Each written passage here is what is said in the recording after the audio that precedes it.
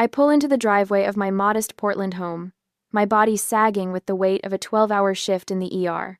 3 cardiac arrests, 1 child with a broken arm, and a man who swallowed his dentures. My scrubs reek of antiseptic and sweat. All I want is a hot shower and 8 uninterrupted hours of sleep. The golden sunset bathes our quiet suburban street in amber light. Mrs. Patterson waters her prized dahlias across the street, lifting her wrinkled hand in a familiar wave. I wave back, forcing a tired smile. Something nags at the corner of my mind as I stare at my house. The curtains. The living room curtains are missing from the windows. Strange. Mom probably washed them. Again. Her cleaning frenzies always intensify when Dad makes another investment. I climb out of my ancient Toyota, swing my backpack over my shoulder, and trudge up the walkway. The stone gnome Dad, bought at a garage sale 5 years ago, still grins his chipped smile by the steps. I dig my keys from my pocket, unlock the door, and step inside. The hollow echo of my footsteps stops me cold. Mom? My voice bounces off bare walls. Dad? Nothing. The living room stands completely empty. No sofa where Dad watched football every Sunday. No coffee table with Mom's collection of ceramic birds. No family photos climbing the staircase wall. Not even the hideous brown recliner my brother Brandon insisted on keeping when he moved out. Just nothing. My heart hammers against my ribs as I move through the house. Kitchen empty. Dining room empty. The bedrooms upstairs all empty. My childhood bedroom, where height marks still tracked my growth on the doorframe, stripped bare. The bathroom cabinet where I'd stashed emergency tampons and Advil, cleaned out. They've taken everything. Every stick of furniture, every pot and pan, every family photo, even the shower curtain. Back in the entryway, something catches my eye. A single white envelope lies in the center of the hardwood floor, illuminated by a shaft of setting sunlight. My trembling fingers fumble with the seal. Inside, a single sheet of paper. Mom's handwriting, slanted and hurried. Thanks for fixing our credit, loser. We're moving to Texas with Brandon. Don't call. My legs give out. I sink to the floor, the cold hardwood pressing against my knees. A wave of nausea rolls through me as the truth sinks in. They've abandoned me. Worse, they've robbed me. My phone buzzes in my pocket. An automated message from a realtor. Congratulations on the successful listing of your property at 4217 Oakwood Lane. We anticipate closing within 30 days. The room spins. They're selling my house. My house. 7 months ago, I slept in my car after Brian and I broke up. 3 years together, and he kicked me out with nowhere to go. I was saving every penny for a new apartment, determined to rebuild. Then Mom called at 2 a.m., sobbing. We're about to lose the house, she wailed. Your father made some bad investments. We owe $325,000. My childhood home, the door frames with pencil marks tracking my growth, the backyard where Dad taught me to catch a baseball, the kitchen where Mom showed me how to make her famous apple pie. Gone. What about the money Grandma left? I asked. Silence hung between us. The inheritance that should have been split between Brandon and me. The money that mysteriously disappeared into Brandon's failed sports bar venture. It's gone, Mom whispered. Despite the anger simmering in my gut, I couldn't let them lose everything. I'll help, I promised. I worked double shifts at Providence, Portland until my feet swelled and my back screamed. Maxed out my credit cards, canceled my dental insurance, ate ramen for dinner 5 nights a week, all to save them. While I drained my savings account, my parents' Facebook page filled with smiling photos. Family triumph over financial troubles, Mom posted, beneath a picture of them toasting with champagne. They hosted a lavish dinner to thank me, but spent the evening fawning over Brandon's new business idea, as if his first failure never happened. I sat at that dinner table, watching them laugh and celebrate, and the truth hit me like a defibrillator shock. I gave everything to save them, and they're acting like they saved themselves. That night, I researched home ownership rights until my eyes burned. I questioned the family lawyer about refinancing options when Dad wasn't around. Then I made my move. Asked my parents to sign refinancing paperwork that was actually a quitclaim deed. Mom's eyes flickered with doubt before she signed. This puts everything in your name temporarily, I explained. For tax purposes. She nodded, pen hovering. You'll transfer it back? Of course, I lied. Now, sitting on the bare floor of my empty house, that decision feels both foolish and prescient. They tried to sell my home, but I outsmarted them. My phone buzzes again. A text from Brandon. Mom says you're being dramatic again. I stare at his message, then at the empty rooms around me. Dramatic? They've stolen everything I own except the scrubs on my back. The sun sinks below the horizon, leaving me in darkness. But as I sit in the growing shadows, something shifts inside me. The weight of betrayal crystallizes into something harder, colder, more determined. This house is mine, and they've made a terrible mistake. The next morning, the light filters through bare windows as I sit cross-legged on the hardwood floor, surrounded by scattered papers. Sleep came in fitful bursts last night, my mind racing through possibilities while my body curled uncomfortably in the back seat of my Toyota. The house felt too empty, too hollow to stay in. But I'm back now, determined to understand. I thumb through the mail collected from the kitchen counter bills addressed to my parents, circulars, and a thick envelope from Bayview Realty that my father must have overlooked in their hasty departure. My fingers tremble as I tear it open. Final contract and closing instructions, the cover letter reads. My stomach drops as I scan the dates. The contract was signed 3 weeks ago while I was working night shifts, while I was bringing them groceries on my days off, while they smiled and told me things were looking up. My phone buzzes with a Facebook notification. My mother has posted a photo of herself, my father, and Brandon standing in front of a modest ranch house, arms linked and smiling broadly. New beginnings in the Lone Star State, finally free, reads the caption, followed by Texas flag emojis. The timestamp shows 4 hours ago. My throat tightens as I swipe to the next photo. Brandon holding a set of keys, grinning like he's won the lottery. The comments section overflows with congratulations from relatives and family friends who have no idea what they've done. The sale contract in my hands tells the full story. Listing price, $450,000. Down payment already received, $10,000. Closing scheduled for next week, $450,000. Nearly double what I paid to save this house. Money they plan to take while leaving me with nothing. You absolute vultures, I whisper, my voice echoing in the empty room. I spread the papers across the floor, creating a timeline of deception. My father, once a respected accountant, started gambling 5 years ago after losing his position at the firm. Small bets grew larger. Credit cards maxed out, loans taken against the house. His brother, Uncle Greg, covered for him at family gatherings, laughing off concerns with, "Jack's just having a streak of bad luck." My mother, forever maintaining the perfect family image, redecorated the living room 3 times in the past year, even as they spiraled into financial ruin.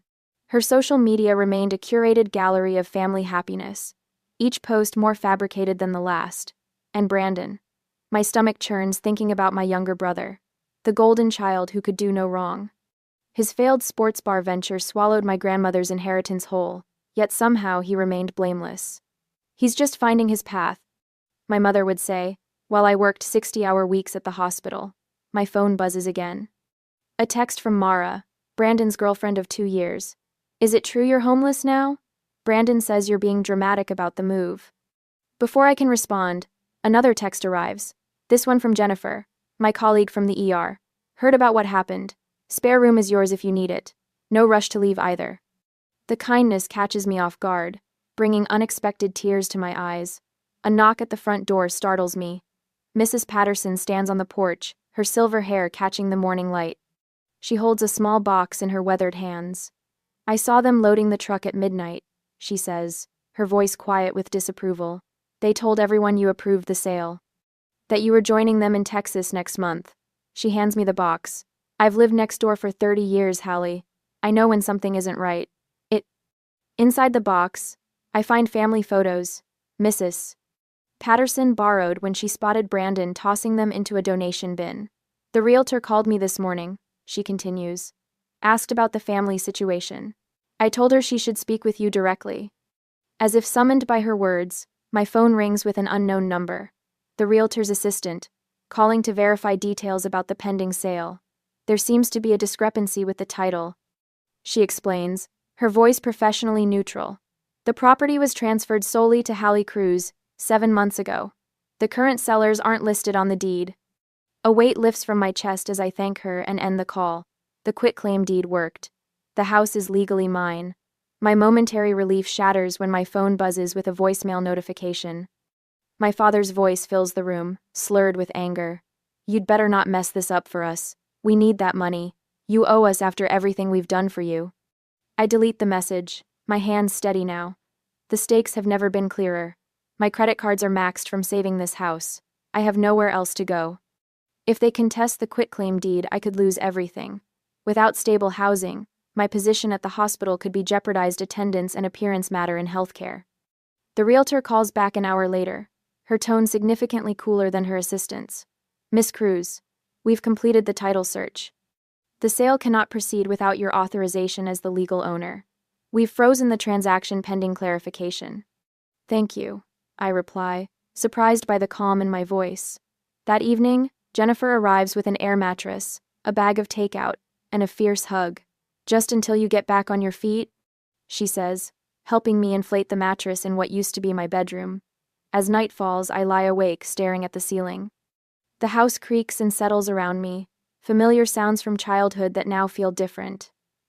This emptiness, this betrayal, it should break me. Instead, I feel something hardening inside, like concrete setting. They wanted to sell my home and disappear with the money, but I outsmarted them. Tomorrow, I start rebuilding. Not just furniture and fixtures, but boundaries that should have been in place years ago. I close my eyes, surprisingly at peace in my empty house. It's mine now, truly mine. And they've made a terrible mistake. A week later, my phone chimes for the 8th time today. Brandon again. I consider silencing it, but something makes me look. Mom's having anxiety attacks because of you. Fix this, NOW. I toss my phone onto the air mattress where I've been sleeping for the past week. 3 days ago, it was, Dad's blood pressure is through the roof. Yesterday, you're tearing this family apart. The steady drip of guilt has become white noise. The doorbell rings. Through the peephole, I spot Uncle Greg's balding head and forced smile. His Cadillac idles in my driveway, engine running as if he expects this will be quick. Hallie, honey, he calls through the door. Just want to talk some sense into you. I don't answer. After 10 minutes of increasingly agitated knocking, he leaves a business card wedged in the door frame with a note. Your parents raised you better than this. Later, scrolling through Facebook, my stomach clenches. Mom's latest post has 57 comments. Praying for parents dealing with ungrateful children. Mental health issues can tear families apart. Please respect our privacy during this difficult time. The comments range from sympathetic to suspicious. Stay strong, Diane. From her book club friends. What happened with Hallie? From people who actually know me. My finger hovers over the reply button, but I close the app instead. They've controlled the narrative my entire life. Not anymore. The next morning, the sunlight streams through my bedroom window as I lay out my clothes. Not scrubs today. A crisp white blouse, navy slacks, and the pearl earrings Grandma left me. Professional. Authoritative. The mirror reflects someone I barely recognize. Shoulders back, chin lifted, eyes clear and determined. The title office smells like copy paper and coffee. The receptionist's eyes widen slightly when I give my name. Miss Cruz? We weren't expecting you until 10. I prefer to be early.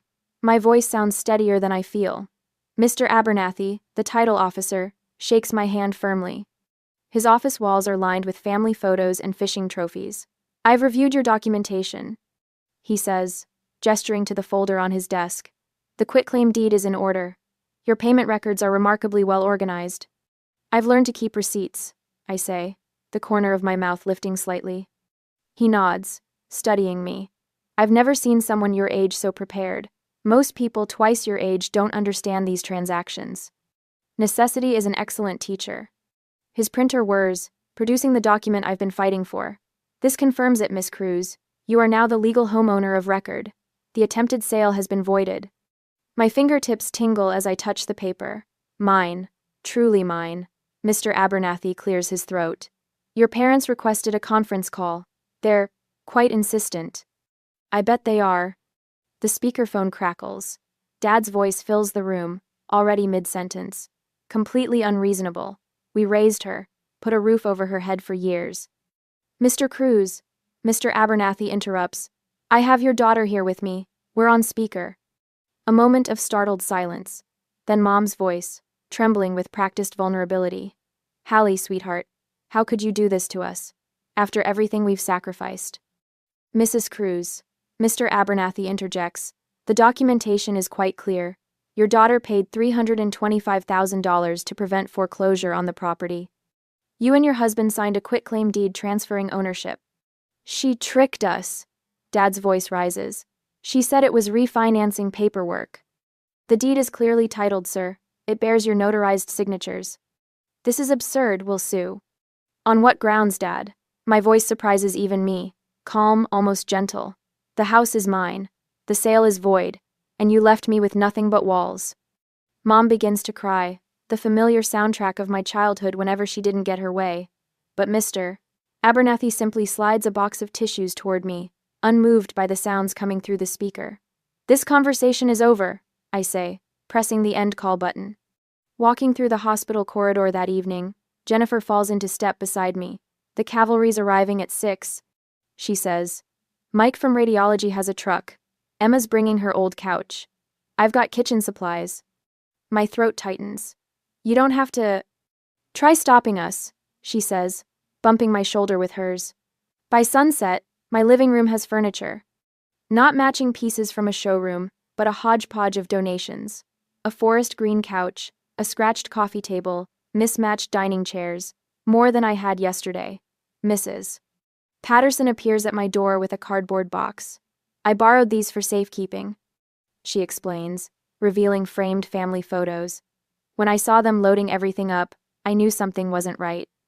Later, my phone rings with an unfamiliar number. Mara's voice comes through, hushed and urgent. I left Brandon, she says without preamble. They planned this for months, Hallie. Brandon showed me text messages from last winter. I can't stay with him knowing what they did to you. I sink onto my new old couch. Are you okay? Shouldn't I be asking you that? She laughs, a hollow sound. I'm staying with my sister. Listen, I saved some of those texts. I'll forward them to you. Dr. Winters catches me between patients the next day. I've approved your request for additional shifts, he says. The holiday pay should help rebuild your nest egg. Thank you, I manage, blinking back unexpected tears. After work, I drive to the hardware store and buy new locks. The metallic snick of the deadbolt sliding into place sounds like victory. The security system installation takes 3 hours. Cameras covering every entrance, motion sensors, a panel by my bedroom door. In Brandon's old room, I roll seafoam green paint over the basketball posters he never bothered to take down. The color reminds me of the Oregon coast, where I'd go alone to think during nursing school. With each stroke, I reclaim another inch of space. The last task is the hardest. My parents' wedding portrait has hung above the fireplace my entire life. I carefully remove it, wrapping the frame in an old t-shirt before placing it in the attic. In its place, I hang a photograph of the Portland skyline at dawn, the view I see driving home after night shifts. The beginning of something new. Standing back, I survey my home. Not empty anymore, not stolen, mine. My phone buzzes with another text from Brandon.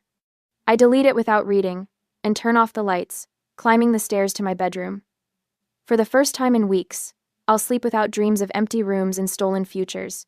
My phone buzzes at 3 a.m. I ignore it, but seconds later it buzzes again. And again. The notifications pile up like autumn leaves, texts, voicemails, Facebook alerts. I squint at the screen, my bedroom still dark save for the harsh blue glow. Mom's name dominates my notifications.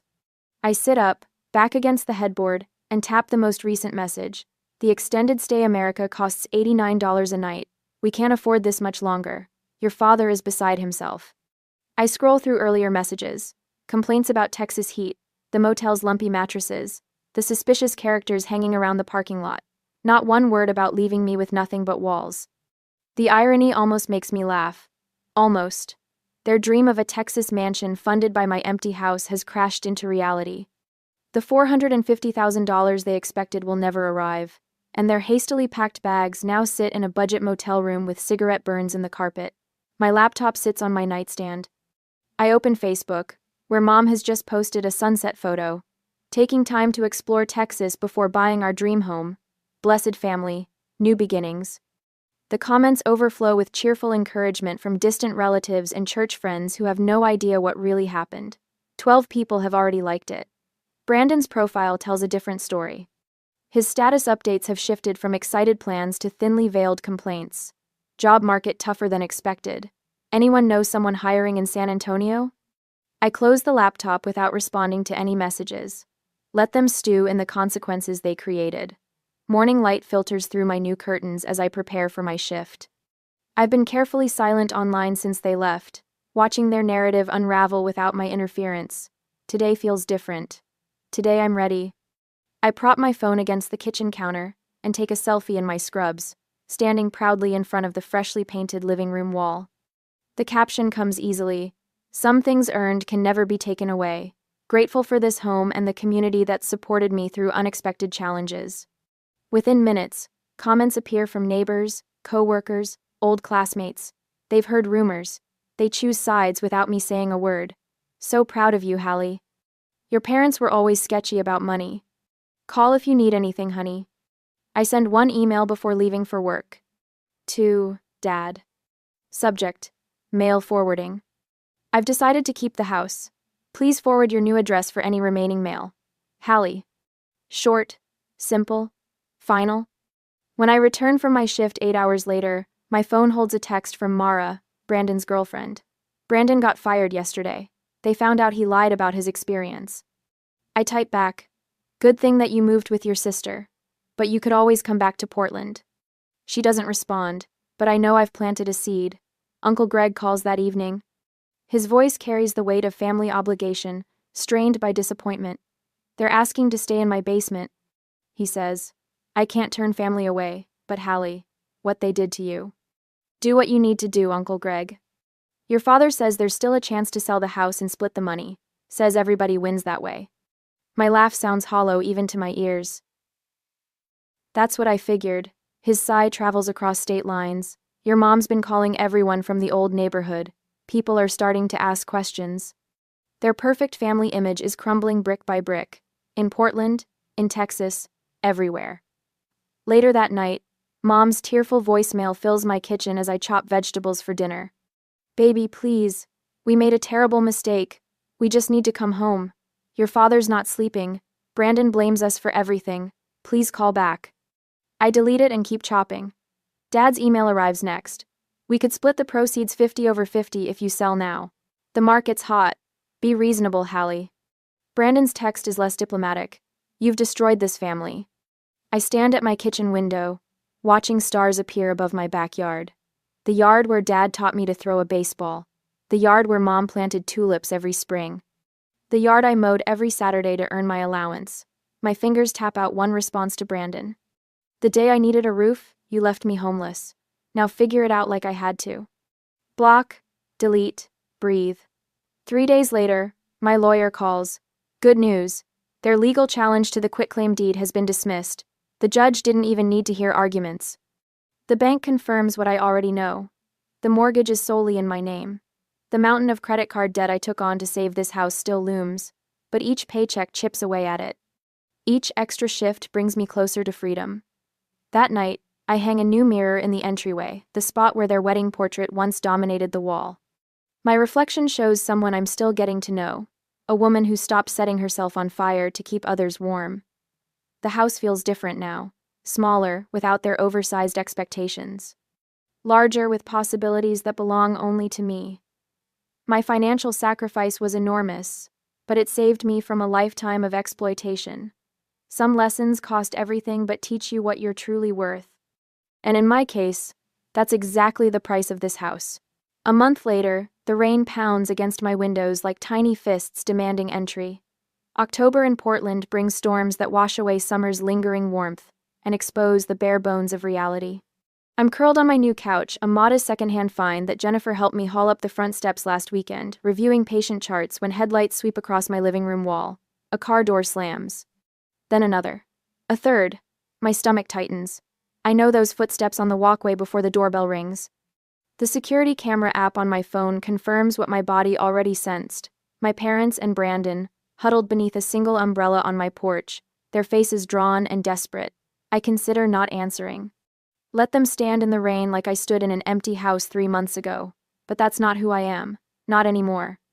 When I open the door, Mom steps forward first, her mascara tracking dark rivers down her cheeks. Hallie, thank God. We have nowhere else to go. Dad looks smaller somehow, his shoulders hunched against the driving rain. The Texas situation. It didn't work out. Brandon pushes past them both, water dripping from his leather jacket onto my newly refinished hardwood floors. You need to fix what you broke, he snaps.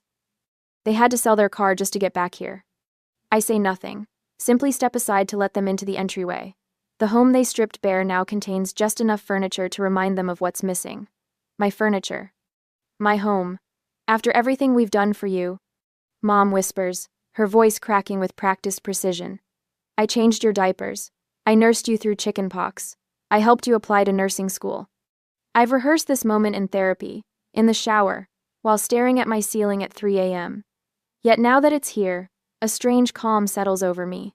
I don't feel rage anymore. Just clarity. Would you like to sit down? I ask, gesturing to the living room. They exchange confused glances before following me. Dad's eyes flick to the mantel, where their wedding portrait once hung. In its place is a framed copy of my nursing license. When I was 16, I begin, perching on the edge of my armchair. I crashed Dad's car. Remember? You grounded me for 3 months and made me work at Uncle Greg's warehouse to pay for repairs. Dad frowns. What does that have to? You taught me about consequences. I continue. About responsibility. About paying my debts. I reach for the folder on my coffee table. So I've kept track of mine. And yours. I open the folder and remove a stack of bank statements, neatly highlighted in yellow. $78,000. That's what I paid toward the mortgage and property taxes over 7 months. I place them on the table. Plus another $23,000 in credit card debt I took on to keep this roof over your heads. Mom's hand flutters to her throat. Hallie, we never asked. Next. I pull out my phone and open Facebook. While I was eating ramen 5 nights a week, you posted these. I scroll through their smiling Texas photos, the steakhouse dinners, the shopping trips, the vineyard tour. Interesting budget choices for a family in financial crisis. Brandon shifts uncomfortably. Social media isn't real life. No? I extract the handwritten note from a protective sleeve, now professionally framed. Is this real enough? Thanks for fixing our credit, loser. We're moving to Texas with Brandon. Don't call. My voice doesn't waver. Mom's handwriting. Dad's sentiment. Your collective goodbye gift. The silence thickens until Dad clears his throat. We made a mistake. We're sorry. Sorry you got caught. I correct him. Sorry your plan failed. I place the final document on the table, a notarized statement from Mara. Brandon's ex-girlfriend had quite a story to tell. How you planned this for months. How you discussed selling my house while I worked double shifts to save it. Dad's facade cracks. His eyes dart to the exit like a cornered animal's. You had no right to turn Mara against us. I didn't turn anyone against you. You did that yourselves. Mom's performance tears give way to something rawer, uglier. How could you do this to your own mother? Her voice rises. Where are we supposed to go? The same place I was supposed to go when you emptied my home and tried to sell it from under me. The words come easily now. You never saw me as family, just as a resource to use. A problem to solve your problems. Brandon lunges forward, finger pointing at my face. You think you're so perfect? You stole our house. Your house? I stand, matching his height. The house I saved with my money? The house you abandoned? That house? His mouth opens, closes, opens again. No sound emerges. Through my front windows, I notice Mrs. Patterson peeking out from behind her curtains. 2 doors down, the Collins family has paused their evening dog walk to watch the drama unfold. My family's shame is now as public as their betrayal. You can stay at the Motel 6 on Powell. I say quietly. I've arranged for 3 nights, paid in advance. After that, you're on your own. 3 nights? Mom's voice cracks. What are we supposed to do after that? I walk to the door and open it. The rain has slowed to a gentle patter. Figure it out, like I had to. One by one, they file past me. Dad pauses at the threshold, his familiar cologne mixing with the petrichor. We're still your parents, Hallie. Biology doesn't make a family, I reply. Actions do. I close the door firmly behind them and engage the security system. The electronic beep echoes through my reclaimed space. Through the window, I watch them retreat down the walkway, past the stone gnome with his chipped smile. I didn't destroy them. I whisper to the empty room. They destroyed themselves. I just stopped saving them. The weight I've carried for so long slides from my shoulders like water. I turn back toward my home, modest, incomplete, but unmistakably mine. Outside, the storm clouds break, revealing a single star in the twilight sky. The first clear thing I've seen in months. The morning sun warms my face as I kneel in the freshly turned soil. 1 year later, and my hands still remember the emptiness of this house. Now they press seedlings into the earth where Dad's neglected grill once collected rust. Marigolds, zinnias, and cosmos, bright, resilient flowers that return season after season. Those are coming along nicely, Mrs. Patterson calls from across the fence. No longer just a neighbor who waters dahlias, but a friend who brings homemade bread on Sundays and listens to my stories without judgment. You should see inside. I answer, brushing dirt from my knees. The art studio is finally finished. What was once Dad's dusty office, where he plotted financial schemes that never materialized, now brims with natural light. Clay-spattered tables hold half-finished mugs and bowls. My fingers find peace in shaping something from nothing. The spare bedroom upstairs stands ready for Lucia, the nursing student I'm mentoring. Her situation mirrors mine years ago, talented but drowning in family obligations. The difference? She'll have someone in her corner this time. Dr. Winters says mentoring is part of my healing. In therapy, I've learned to name what happened. Financial abuse. The words still stick in my throat sometimes, but each week they come easier. Family isn't always who raised you. She reminded me last session. Sometimes it's who helps you raise yourself. The support group I lead at Providence, Portland, nods in recognition when I share this. 8 other survivors, all learning to disentangle love from exploitation. When a new member whispers, "But their family," I no longer flinch. Mara texts occasionally about Brandon, entry-level jobs, shared apartments with roommates. My parents separated 6 months ago. Mom in Uncle Greg's basement, Dad in a studio apartment. The Texas dream dissolved like sugar in rain. I feel nothing when I read these updates. Not satisfaction. Not anger. Just peaceful distance, like watching waves from a shore I no longer need to swim toward. The doorbell chimes. Jennifer arrives first for the housewarming, arms loaded with sparkling cider and paper plates. "This place looks amazing," she says, taking in the walls now covered with local artwork, the refinished hardwood floors, the bookshelves filled with nursing journals and pottery books. Guests filter in throughout the afternoon.